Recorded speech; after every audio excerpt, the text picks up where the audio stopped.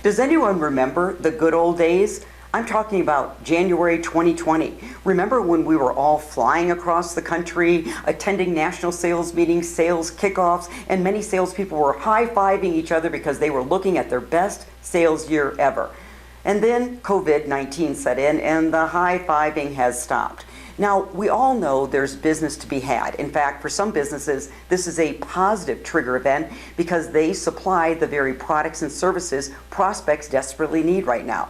However, if your sales team lacks emotional intelligence, I promise you, those prospecting outreaches are going to fall short. My suggestion, more than ever, teach your team the two big E's of emotional intelligence. And the first E is empathy. And I think we can all learn a lesson from Charles Eisenstein. He is a speaker and an author, and I heard him interviewed last week. The question he poses to all of his audience is, what's it like to be you? What's it like to be you? Because if your sales team can't answer that question about their prospects, I promise you they're not going to be crafting very empathetic outreaches. Let me give you an example of a seller that has figured out empathy. And I got this from Henry Bruckstein. He is the founder of Campaign Stars, a sales enablement tool. And we've been having a lot of conversations around this. Here's the email he received and forwarded to me. Hey, Henry. I wrote this email intentionally intending to share all of our latest, greatest capabilities and ideas we are developing. And then I just deleted everything. I wrote to start over and say, I hope you're well. This is weird. I'm trying to find the right balance of concern, compassion, and ways to ensure forward progress in our partnership during these challenging times. And the email went on. That's empathy. And he also did another important selling influence skill. He called the elephant in the room. These are weird times. I want to reach out and help you, but I don't want my good times to be capitalizing or appearing to be capitalizing on your bad times.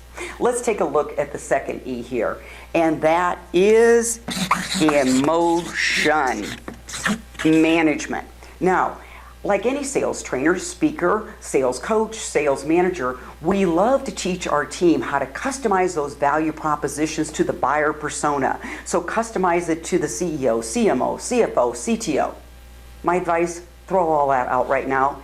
The buyer you need to be selling to is your prospect's reptilian brain. That is the survival part of the brain, and right now it is running decision making.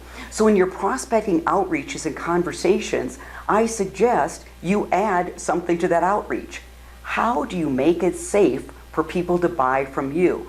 Because that reptilian brain is not seeing a safe environment right now, and the last thing they need to do is invest time and money in a product or service that they can't see a return. There are some companies that are doing a great job of this. Some are posting videos on their website showing how they're keeping their company and their employees safe. Others are giving more try before you buy. Others are offering guarantees. I don't have the answer for your company, but I know you and your team with some brainstorming can make it safe for those prospects that might be having their emotional brain run the decision-making process now, stalling the deal. So sales managers, what can you do to help your salespeople prospect more effectively? Teach empathy and sell to the real buyer, that reptilian brain. I'm Colleen Stanley, President of Sales Leadership. Thanks for joining me today.